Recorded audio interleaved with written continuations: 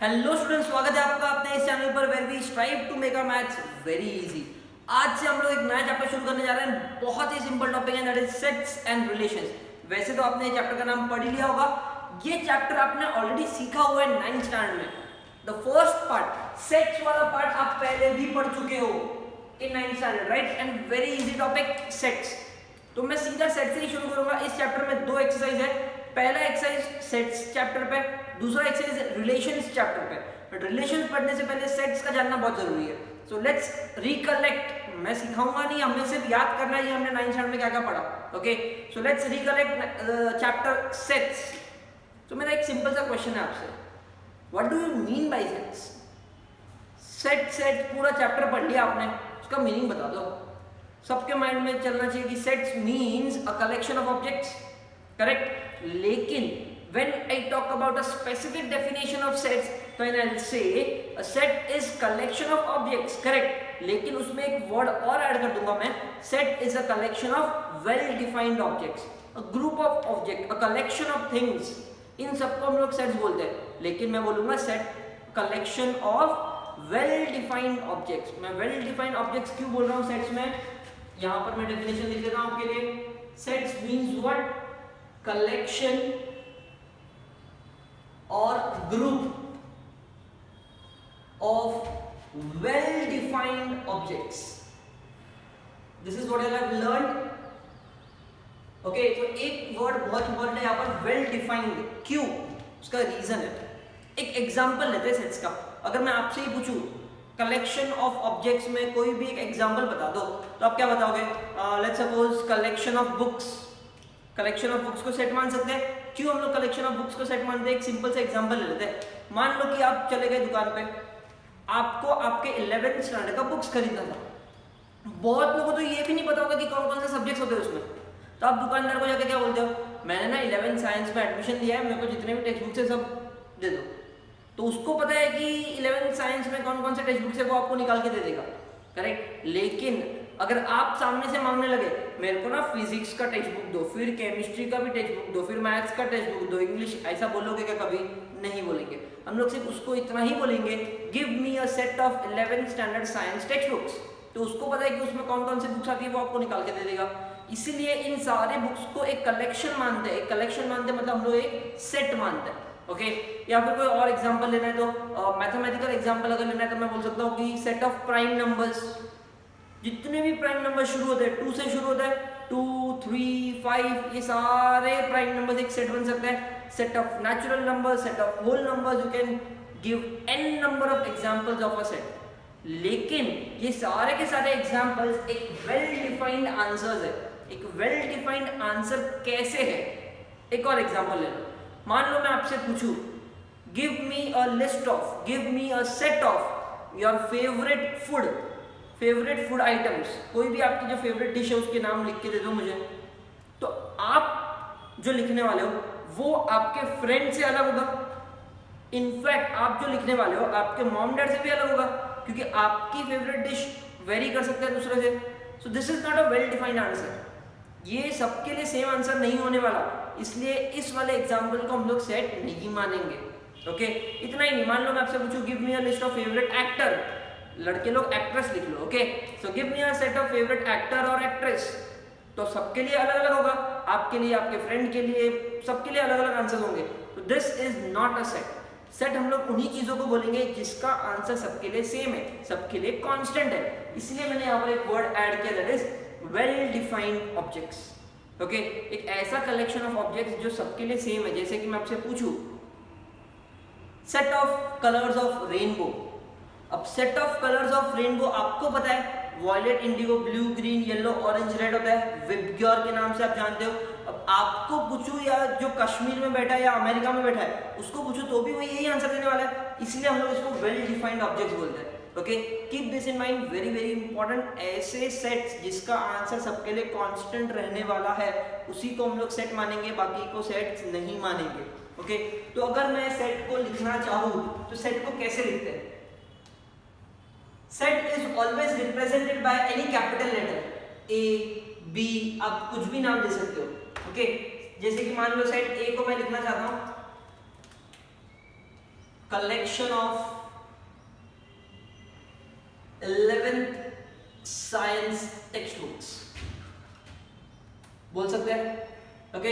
या फिर set B को मैं बोल सकता हूं set of prime numbers,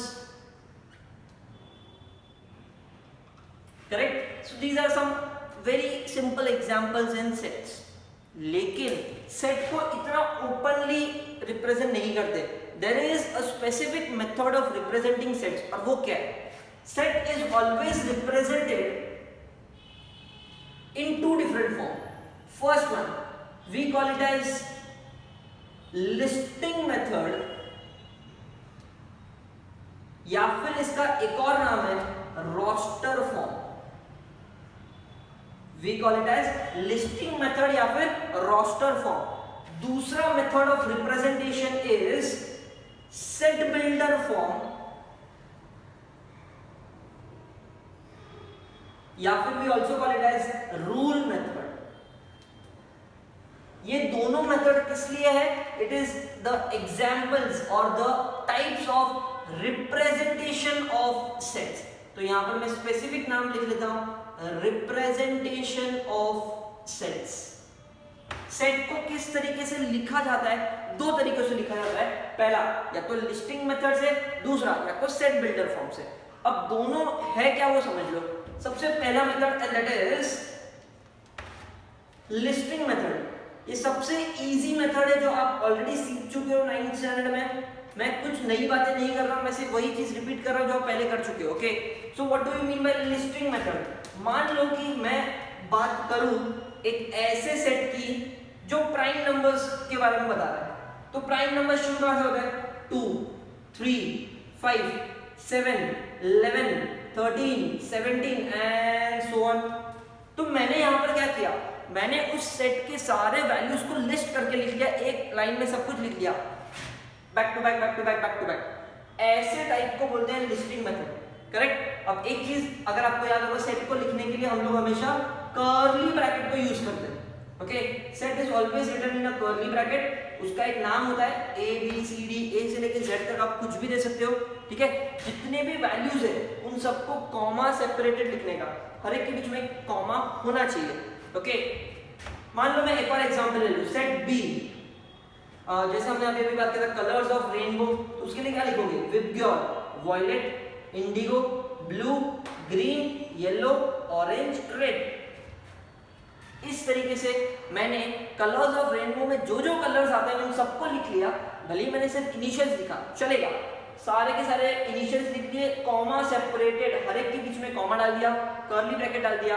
this is the way of writing listing method, also known as roster form. Remember this, roster form. इसमें हम लोग क्या करते हैं? हर एक सेट के एलिमेंट्स को, ये सब सेट के एलिमेंट्स है, सेट के टर्म्स है, इन सबको कॉमा सेपरेटेड लिखते हैं, okay. Second method and that is set builder form. Second method is set builder form, also known as rule method. Okay, अब ये जो फॉर्म आपने पढ़ा था 9th स्टैंडर्ड में, आपको थोड़ा सा डिफिकल्ट लगता था बट बहुत आसान है। Set builder form means what? Set को बिल्ड करना। यहाँ पर आपको लिस्ट नहीं करना है, इस मेथड में लिस्टिंग नहीं करना है, सेट को बिल्ड करना है, सेट का डेफिनेशन लिखना है। सिंपल शब्दों में बोलूं तो सेट को स्टेटमेंट के फॉर्म में लिखना है, ओके। तो जैसे कि इस वाले का आंसर अगर मैं सेट बिल्डर फॉर्म में लिखना चाहूं तो कैसे लिखोगे? ये कौन है? प्राइम नंबर्स है, तो सेट बिल्डर फॉर्म में कैसे लिखा जाता है? इन सारे वैल्यूज को, इन सारे टर्म्स को एक वेरिएबल असाइन करने का, दैट इज एक्स। इन सारे एलिमेंट्स को एक वेरिएबल असाइन होता है, x y a b c, कुछ भी दे सकते हो, लेकिन वो छोटा स्मॉल लेटर होना चाहिए। तो मैंने उसको एक्स असाइन कर दिया। फिर आता है such that x, such that x is a set of prime numbers। क्या लिखा मैंने?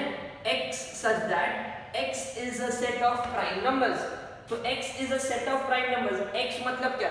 जितने भी प्राइम नंबर्स हैं उन सबको एक एक वैल्यू असाइन होगा। x is equals to 2, x is equals to 3, x is equals to 5, x is equals to 7, इस तरीके से, ओके तो ये तो सिर्फ एक जनरल रिप्रेजेंटेशन है बेसिक लेवल पे, लेकिन अगर आपको एक्चुअल रिप्रेजेंट करना है there are two methods, listing method and set builder form. Listing method में सब कुछ लिस्ट करके लिख लो, सेट बिल्डर फॉर्म में उसका डेफिनेशन लिख लो। लेकिन जब भी डेफिनेशन लिखोगे तो इस तरीके से लिखा जाएगा, x such that, यहाँ पर कोई भी एक वेरिएबल असाइन होगा such that, इस सिंबल का मतलब क्या होता है such that, okay x such that x is a set of prime numbers। तो मुझे पता है कि सेट ऑफ प्राइम नंबर्स में बहुत सारे वैल्यूज आने वाले हैं, उन सारे वैल्यूज को एक वेरिएबल असाइन कर दिया x, ठीक है। सिमिलरली अगर इसको लिखना होगा तो कैसे लिखोगे, so I write it as b is equals to कुछ और वेरिएबल दे दो, सपोज y दे दिया, क्या लिखूंगा, ये कौन है, colours of rainbow, so y is a set of colors of rainbow। यहां पर सेट वर्ड नहीं लिखा तो भी चलेगा, y is colors of rainbow तो भी चलेगा, okay so y is a set of colors of rainbow। इस तरीके से हम लोग सेट बिल्डर फॉर्म को लिखते हैं डेफिनेशन के फॉर्म में, ओके तो ये तो एकदम बेसिक लेवल के एग्जांपल्स थे। कुछ और एग्जांपल्स देखते हैं जहां पर मैं आपको लिस्टिंग मेथड और सेट बिल्डर फॉर्म दोनों का कन्वर्जन सिखाने वाला हूं। So let's start with some more examples. I hope यहां तक सबको क्लियर है। तो अब एक सिंपल सा गेम खेलते हैं। Right the listing method for the following sets. अब यहां पर मैंने क्या बोला आपको, बहुत सिंपल सा क्वेश्चन है। मैं आपको सेट बिल्डर फॉर्म में क्वेश्चन देने वाला हूं और आपको आंसर लिस्टिंग मेथड में लिखना है, ठीक है। मैं क्वेश्चन यहां पे लिखूंगा, आप खुद से ट्राई कर लेना, चाहो तो वीडियो को पॉज कर लेना, आंसर्स लिखते जाना, okay. So let's start. First one, the question is, first one the question is set A is equals to x such that x is days of week, x is days of the week, ठीक है। ये पहला question है, इसका answer आपको लिखना है। I hope ये सबको समझ गया होगा। आंसर बहुत सिंपल है, इसका आंसर आप कैसे लिखोगे, a is equals to। अब मुझे बताओ, मुझे आंसर लिखना है लिस्टिंग मेथड में, तो डेज ऑफ द वीक में कौन कौन आता है, Sunday, Monday, Tuesday, Wednesday, Thursday till Saturday सब लिखना पड़ेगा। तो लिख लो, मैं शॉर्टकट में लिख रहा हूं, Sunday, Monday, Tuesday, Wednesday, Thursday, Friday and Saturday. 7 days in a week, 7 days के सारे नाम लिख लो, कॉमा सेपरेटेड, खत्म, okay.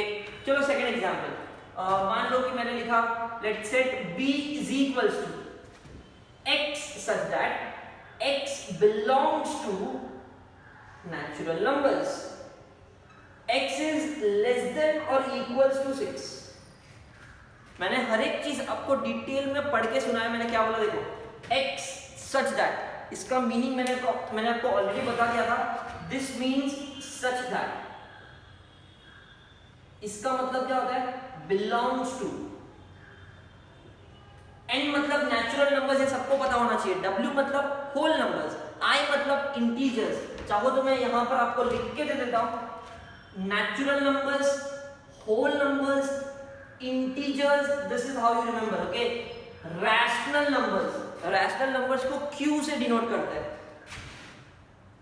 Irrational numbers q dash, real numbers, complex numbers, ये सब तो आपको पता ही होगा, ठीक है। So natural numbers, whole numbers, integer, rational, irrational, real, r को रियल माना जाता है and z is a complex number, okay.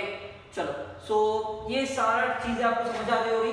x such that x belongs to natural numbers, x belongs to natural numbers, x is less than equals to 6। अब लिख के बताओ इसका answer क्या होगा, सोचो जरा। सेट b लिस्टिंग मेथड में इसका आंसर क्या होगा, जरा सोचो। कैन आई से x belongs to natural numbers and natural number starts from 1, तो इसका आंसर भी 1 से ही शुरू होना चाहिए, ठीक है। 1 से शुरू होना चाहिए, फिर 2 आता है, फिर 3 आता है, लेकिन जाना कहां तक है, अरे बोला है ना लेस देन इक्वल टू 6, मतलब मुझे 6 तक जाना है, बिकॉज़ यहां पर इक्वल टू का साइन भी है, तो मैं लिखूंगा 4 5 6 and this is the answer, okay. So set builder form में क्वेश्चन था, मैंने लिस्टिंग मेथड में उसका आंसर भी लिख दिया, वेरी इजी। तीसरा, C is equals to, मैं आपको अलग अलग टाइप के एग्जांपल देके बता रहा हूँ कि किस तरीके से लिस्टिंग मेथड और सेट बिल्डर फॉर्म लिखा जाता है, ओके। सो तीसरा example, m such that m is the letter of word success. m is the letter of word success. अब इसका आंसर मुझे लिखना है लिस्टिंग मेथड में. कैसे लिखेंगे? m is the, ये तो एक वेरिएबल है, इसका कोई मीनिंग नहीं होता, ठीक है. Letter of the word success, तो इन सारे लेटर्स में बहुत सारे ऐसे लेटर्स हैं जो रिपीटेड है, बहुत सारे ऐसे लेटर्स हैं जो यूनिक है, ठीक है. मुझे इन सारे लेटर्स को सेपरेट करना है, इस वर्ड को तोड़ना है और सिर्फ लेटर्स लिखना है. तो मैं क्या लिखूंगा? देखो, C इज इक्वल टू पहला लेटर S, फिर U, फिर C. एक और बार C आया वो नहीं लिखेंगे, बिकॉज किसी भी लिस्टिंग मेथड के फॉर्म में कोई भी चीज रिपीट नहीं होना चाहिए. Keep this in mind. सारे के सारे आंसर्स यूनिक होने चाहिए. तो अगर आपके पास कुछ रिपीटेशन है तो उसको एक ही बार लिखो, SUCE, खत्म. बाकी सब तो रिपीटेड है, वो मैं नहीं लिखूंगा. Keep this in mind, very important. If any element is repeated, never write it again, सिर्फ उसको एक ही बार लिखना है. Okay, so this is done. Very simple question. अब थोड़ा सा लेवल में ऊपर करता हूं, डिफिकल्ट क्वेश्चन देता हूं. Okay, let's start. Set D is equals to x such that x belongs to whole number, x such that x belongs to whole numbers, n is equals to x plus 1 upon x plus 2, where n belongs to real numbers. ठीक है, यहां पर मैंने बहुत कुछ ऐसी चीजें दे दी जो शायद बहुत लोगों को समझ में भी नहीं आएगा, but don't worry, very easy. x such that x belongs to whole numbers, x belongs to whole number मतलब x के वैल्यूज 0 1 2 3 4 इस तरीके से जाने वाले हैं. Okay, so x is equal to 0 1 2 3 4 5 6 till infinite. ठीक है, n is equal to x plus 1 upon x plus 2. यहां पर मुझे x दिख रहा है राइट हैंड साइड में, तो आपको x के वैल्यूज एक एक करके पुट करना है. आपको x के वैल्यूज एक एक करके पुट करना है और क्या मिलेगा? n का वैल्यू मिलेगा. आपको x के वैल्यूज एक एक करके पुट करना है और n का वैल्यू मिलेगा. ये n के वैल्यूज जो भी आपको मिलेंगे वो आपको सेट के फॉर्म में लिखना है. ओके, सो कैसे लिखेंगे? देखो, D is equal to, listen very carefully, x का सबसे पहला वैल्यू क्या होगा? 0. तो 0 plus 1 is 1, 0 plus 2 is 2. Clear? Next, x का नेक्स्ट वैल्यू कितना होगा? 1 होगा. 0 के बाद 1 आता है. 1 plus 1 is 2, 1 plus 2 is 3. I hope आपको समझ में आया. ठीक है, फिर x का नेक्स्ट वैल्यू क्या होगा? 0 हो गया, 1 हो गया, फिर 2 आएगा. तो 2 plus 1 3, 2 plus 2 4. इस तरीके से एक एक वैल्यू आप पुट करते जाओ, आंसर मिलते जाएगा. एक एक वैल्यू पुट करते जाओ, आंसर मिलते जाएगा. सो यहां पर मैं क्या लिखूंगा? 3 हो गया, फिर 4, नहीं 0 हुआ, 1 हुआ, 2 हुआ, 3 ही हुए ना. अब 3 plus 1 4, 3 plus 2 5. इस तरीके से वैल्यूज मिलते जाएगा, मिलते जाएगा, मिलते जाएगा. किसका वैल्यू मिल रहा है? n का value. And that n is my elements. Oh wait a minute, n is my element, तो यहां पर भी n आना चाहिए, क्योंकि आप सेट किसका बना रहे हो? n के आंसर्स का सेट बना रहे हो ना. तो n के आंसर्स का सेट है, इसलिए यहां पर n होना चाहिए. Okay, so very simple. आपने क्या किया? जो भी x के वैल्यूज थे, x belongs to whole number मतलब 0 1 2 3 4, वो यहां पर पुट किया. पुट करने के बाद n के आंसर्स मिले और n के आंसर्स को मैंने यहां पर लिख दिया. ओके, अब n का जो भी आंसर आया अगर मैं यहां पे लिख रहा हूं, मतलब मेरा सेट किससे बन रहा है? n से बन रहा है, इसलिए यहां पर n होना चाहिए. And this is the answer. Very easy. सिर्फ इक्वेशन को सॉल्व करना है और आंसर निकालना है. So there are various examples that you can learn while converting from listing method to set builder form. ये तो चलो इजी है, बिकॉज डेफिनेशन दिया हुआ है, आपको सिर्फ लिस्ट करके आंसर लिखना है. डिफिकल्टी तो कब आएगी? जब ये दिया होगा और सेट बिल्डर फॉर्म में आंसर लिखना होगा. Okay, that is where somewhere the answer becomes tricky. Okay, but doesn't matter. अगर आप ये समझ जाओ तो वो भी इजी हो जाएगा. So make a note of this and then we start the next concept. Now let's take some next example wherein I'll be giving you a listing method और आपको set builder form बताना है. Okay, so उल्टा करना है. Write the following sets in set builder form. ये थोड़ा सोचने वाली बात होगी. यहाँ पर questions को ध्यान से देखो और फिर उसका आंसर बताना. Okay, let's start with the very basic and the easy one. First one, let's suppose set A is equals to 0, 1, 2, 3, 4. That's it. This is the question. अब बताओ इसका आंसर क्या होगा. सोचो जरा. 0 से स्टार्ट हो रहा है, मतलब एक चीज तो दिमाग में आती है कि होल नंबर होना चाहिए. ठीक है, खत्म 4 पे हो गया. 4 पे खत्म हो गया मतलब can I write the answer as A is equals to x such that x belongs to whole number. ये तो बात पक्की है क्योंकि होल नंबर से स्टार्ट हुआ है. जाना कहां तक है? 4 तक. तो you can write it as x less than 5. Less than 5 मतलब 5 से छोटा तक जाना है. 5 से छोटा कौन है? 4 तक जाना है. या फिर कुछ लोग ऐसे भी लिख सकते हैं, ये नहीं लिखना है तो आप लिख सकते हो x less than equals to 4 तो भी चलेगा.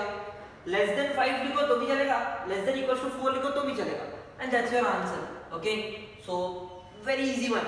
अगला सेकंड एग्जांपल. मान लो कि अब मैंने आपको दिया b is equals to -4 -3 -2 -1 0 1 2. That's it. ये सारे वैल्यूज है. अब इसका मुझे सेट बिल्डर फॉर्म बताओ. ये -4 से शुरू हो रहा है मतलब नेचुरल नंबर और होल नंबर तो नहीं है बिकॉज उसमें नेगेटिव नहीं आता. मतलब ये सारे के सारे इंटीजर्स है. इतना तो समझ में आ गया. ठीक है, शुरू कहां से हो रहा है? -4 पे. खत्म कहां पे हो रहा है? 2 पे. तो ऐसे क्वेश्चन को लिखने के लिए what I do is b is equals to x such that x belongs to integers. ये सारे के सारे इंटीजर्स है, उतना तो समझ गया. शुरू कहां से हो रहा है? -4 से. तो देखो मैं कैसे लिखूंगा, x greater than equal to -4 या फिर x ग्रेटर देन -5 भी लिख सकते हो. -5 से बड़ा. इक्वल टू लिखना है तो -4 आएगा. जाना कहां तक है? 2 तक. तो x less than equals to 2. This is how you write your answer, जहां पर स्टार्टिंग और एंडिंग दोनों बताना है. ओके, स्टार्टिंग एंडिंग दोनों बताना तो इस तरीके से लिखा जाता है. इसको पढ़ते कैसे? x greater than equals to -4 less than equals to 2. Greater than equals to -4 मतलब -4 से बड़े वाले वैल्यूज. तो -4 -3 -2 -1 0 1. जाना कहां तक है? 2 तक. Less than equals to 2. Okay, very easy. अगला स्टार्ट करते हैं. अब थोड़ा सा डिफिकल्ट देने वाला हूं, ध्यान देना. Third one, c is equals to, listen, 1 2/4 3/9 4/16 5/25 6/36. This is the listing method. अब इसका सेट बिल्डर फॉर्म बताओ. ये क्या क्या दिख रहा है आपको? ये 1 2 3 4 5 6 तो समझ में आ रहा है, नेचुरल नंबर्स है. बट ये नीचे क्या है? कैन आई से नीचे यहाँ पे कुछ नहीं है, मतलब 1 है तो समझ में आ रहा है. 1 4 9 16 25 ये सब कौन है? कैन आई से ये सब स्क्वायर्स है. अच्छा, किसका स्क्वायर है? ये 1 का स्क्वायर है, ये 2 का स्क्वायर, ये 3 का स्क्वायर, ये 4 का स्क्वायर. मतलब ऊपर जो नंबर लिखा है उसी का स्क्वायर नीचे लिखा है. ऊपर जो नंबर लिखा है उसी का स्क्वायर नीचे लिखा है. बराबर कि नहीं? अब इसका आंसर कैसे लिखेंगे? ध्यान दो. Very very easy to write this answers. कैसे लिखना है? ध्यान दो. x such that x belongs to, ये जो आंसर्स है सारे के सारे फ्रैक्शंस है, रैशनल नंबर्स है, तो मैं लिख सकता हूँ x belongs to real number. ठीक है, ये x का आंसर मिलेगा कैसे? ये सारे x belongs to real numbers, but ये x मिलेगा कैसे? ऊपर वाला नेचुरल नंबर है, नीचे वाला उसका स्क्वायर है. ऊपर वाला नेचुरल नंबर है, नीचे वाला उसी का स्क्वायर है, तो n/n² लिख सकता हूं मैं. where n belongs to natural number. where n belongs to natural number. तो यहां पर अगर आप देखोगे ये सारे के सारे नेचुरल नंबर्स है, उसी का स्क्वायर नीचे लिखा है. तो मैंने क्या लिखा? इन सारे नेचुरल नंबर्स को एक नाम दे दिया n. n/ उसी का स्क्वायर n². इन दोनों को डिवाइड करने के बाद जो आंसर मिलेगा वो x का आंसर होगा, और वही x के आंसर मेरे सेट है, इसलिए मैंने x यहां पर लिखा है. ओके, तो this is how we write the answers. थोड़ा थोड़ा 9th का रिकलेक्ट करने का ट्राई करो, फिर भी अगर नहीं आ रहा तो learn this. Okay, next example लेते हैं, फोर्थ वन। अब मैं क्वेश्चन थोड़ा इजी कर देता हूं। Let's suppose the values are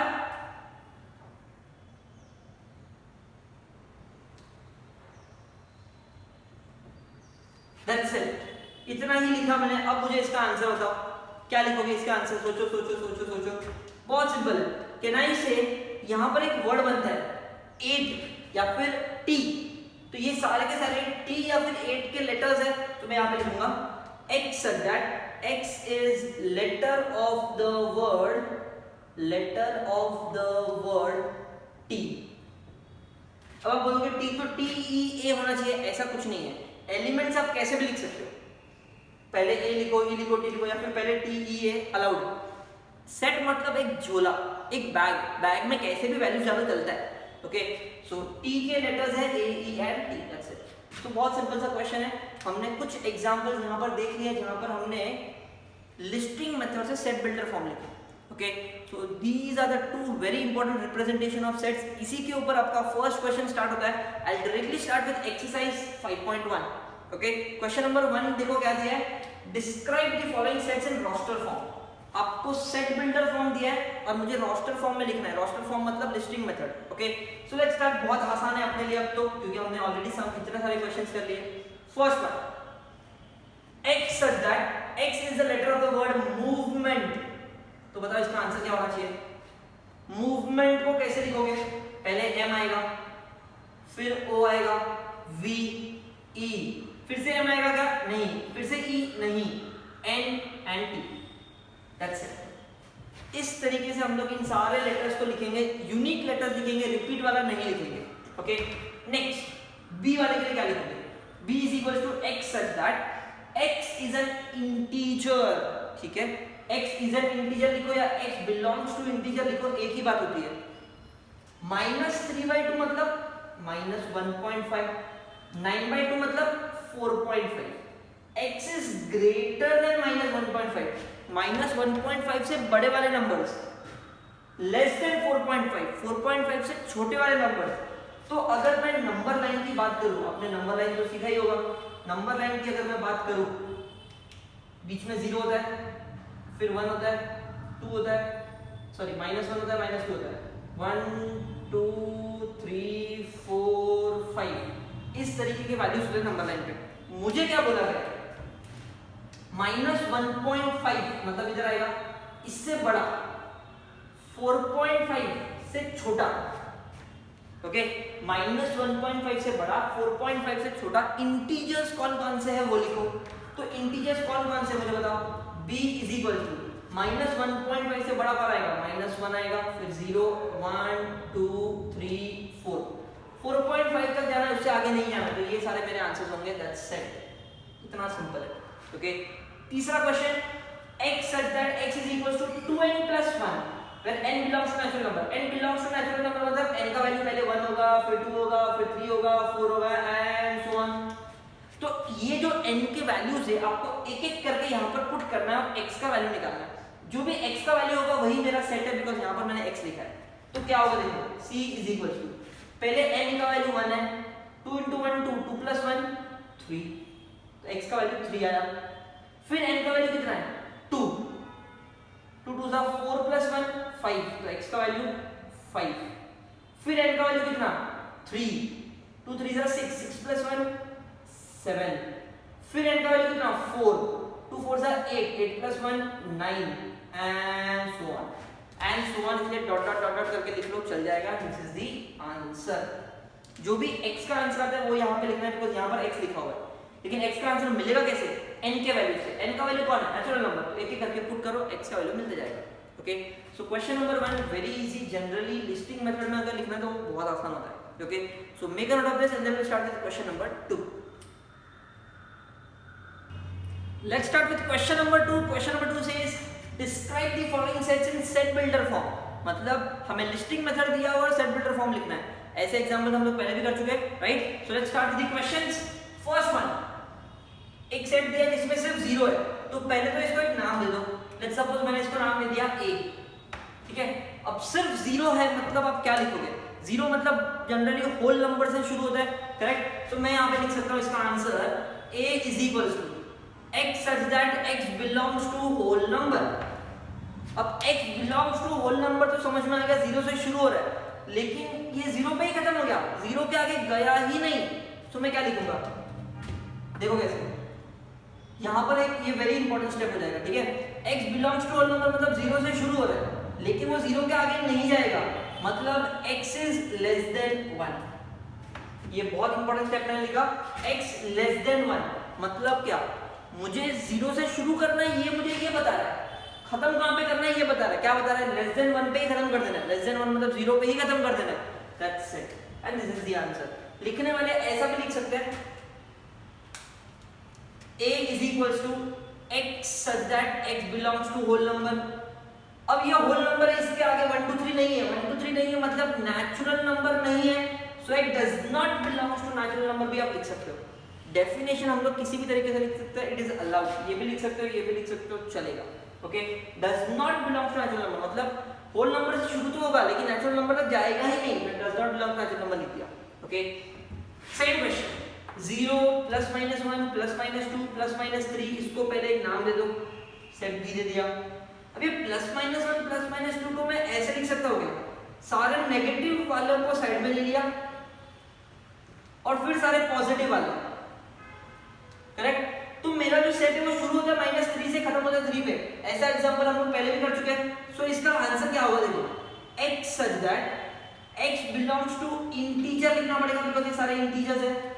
x शुरू कहां से हो रहा है, -3 पे, खत्म कहां पे हो रहा है, 3 पे, and this is how you right the answer, ठीक है। शुरू हो रहा है -3 पे, खत्म हो रहा है 3 पे, this is the way of writing this question. चलो फर्स्ट हो गया, सेकंड हो गया, थर्ड वन पे आते हैं। थर्ड वन सेज व्हाट, फिर से मैंने एक नाम दे दिया इसको C। 1 2 3 4, ऊपर वाला समझ में आ गया नेचुरल नंबर है, नीचे वाला 2 5 10 17 मींस व्हाट, 5 10 ये तो हमने पहले देखा भी नहीं। मैंने जो एग्जांपल सॉल्व किया उसमें स्क्वायरिंग था, स्क्वायरिंग मतलब 1 था 4 था 9 था 16 था 25 था 36 था, बट यहाँ पर तो वो नहीं है। लेकिन अगर आप ध्यान दोगे, अगर यहाँ पर 1 4 9 16 25 36 लिखूं तो ये सारे नंबर्स, इन सब नंबर से एक ज्यादा है, खाली सिर्फ एक ज्यादा, देखो एक ज्यादा एक ज्यादा एक ज्यादा एक ज्यादा एक ज्यादा, करेक्ट। तो हमने जो एग्जांपल सॉल्व किया ये उसी तरीके से, लेकिन फर्क देखो क्या है, C is equals to x such that x belongs to real numbers, इतना तो मैंने पहले लिख दिया।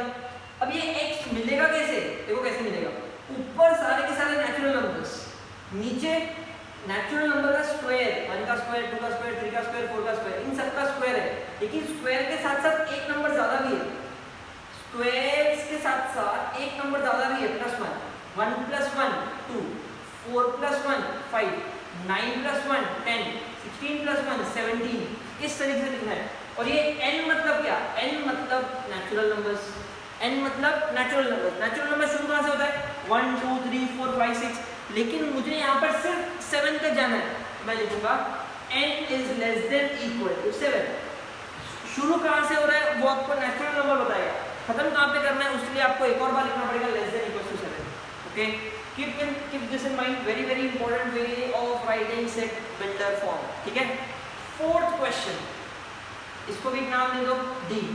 This is a tricky question, इसलिए मैं इसको इंपॉर्टेंट मार्क कर रहा हूँ, थोड़ा सा हटके है बिकॉज एक पॉजिटिव एक नेगेटिव, एक पॉजिटिव एक नेगेटिव। अब ऐसे क्वेश्चन को कैसे सॉल्व करना है मैं पहले लिख लेता हूँ फिर समझाता हूँ, ओके।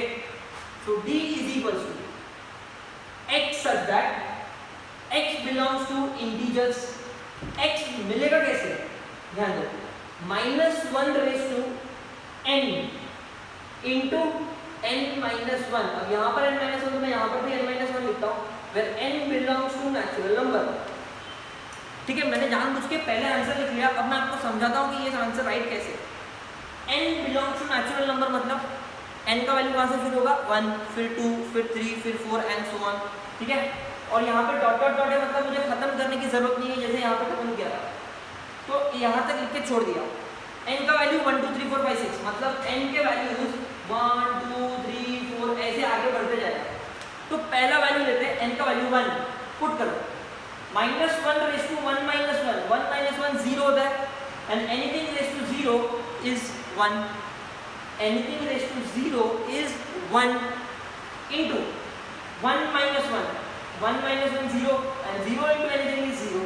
तो पहला आंसर 0 आया. फिर n का वैल्यू 2. 2 minus 1 मैं चाहूँ तो लिख लेता हूँ आपके लिए. जब n का वैल्यू 2 होगा तो 2 minus 1 into minus 1 raised to 2 minus 1. ठीक है, ये n equals to 2 के लिए सॉल्व कर रहे हो. 2 minus 1 कितना होता है? 1 होता है. minus 1 raised to 2 minus 1 कितना होता है? 1. minus 1 raised to 1 is minus 1. minus into 1 is minus 1. जब n का वैल्यू 3 होगा 3 तो यहाँ पर वैल्यू क्या आएगा देखो. x is equals to minus 1 raised to 3 minus 1 is 2. 3 minus 1 is 2. minus 1 का square is positive. 1 into 2 is 2. मतलब जब जब आपको नेगेटिव चाहिए ये वाला -1 आपको नेगेटिव लाके दे देगा और ये वाला आंसर आपको ये पॉजिटिव वैल्यू जो भी वैल्यूज दिख रहा है 1 2 3 4 5 6 वो देगा. ओके, मैंने स्टार्ट किया नेचुरल नंबर से मतलब 1 से, लेकिन मुझे चाहिए 0 इसलिए n-1 लिखना पड़ेगा. अब आप सोचोगे अगर 0 से ही स्टार्ट करना था तो होल नंबर लिख लेते, लेकिन एक प्रॉब्लम है. अगर मैं होल नंबर से शुरू करूं तो यहाँ पर क्या आएगा पता है? सिर्फ n आएगा, लेकिन ऊपर -1 रेस टू में प्रॉब्लम हो जाएगा क्योंकि जब नेक्स्ट वैल्यू आएगा 1 तो -1 रेस टू 1 हो जाएगा नेगेटिव. तो इन दैट केस आपका आंसर कैसे होगा देखो. d is equals to x such that x belongs to integers. x is equals to -1 raised to n into n where n belongs to whole number. ठीक है, अगर आप whole number से शुरू करना चाहते हो मतलब x equal to 0 sorry n equal to 0 तो n का वैल्यू पहले 0 होगा तो 0 इंटू एनीथिंग इज 0, भूल जाओ. फिर n का वैल्यू 1 होगा 1 इंटू -1 रेज़ टू 1 इज -1. मिल गया आंसर. ठीक है, तो अगर आप होल नंबर के फॉर्म में लिखना चाहते हो तो ये आंसर, लेकिन अगर आप नेचुरल नंबर के फॉर्म में लिखना चाहते हो तो ये आंसर. ओके, तो मैंने आपको दोनों आंसर लिख के दे दिया. नेचुरल नंबर होगा तो n-1 करके लिखो और होल नंबर होगा तो सिर्फ n करके लिखो. The choice is yours. ठीक है, अब यहाँ पर थोड़ा सा ट्रिकी था इसलिए मैंने पहले आंसर लिख लिया फिर समझाया. So make a note of this. Sets का फर्स्ट बेसिक पार्ट हमने आज फिनिश कर दिया है. सारे के सारे questions were similar to 9th standard. Okay, so will stop here for today. If you all have any doubts do let me know. That's it. Thank you so much.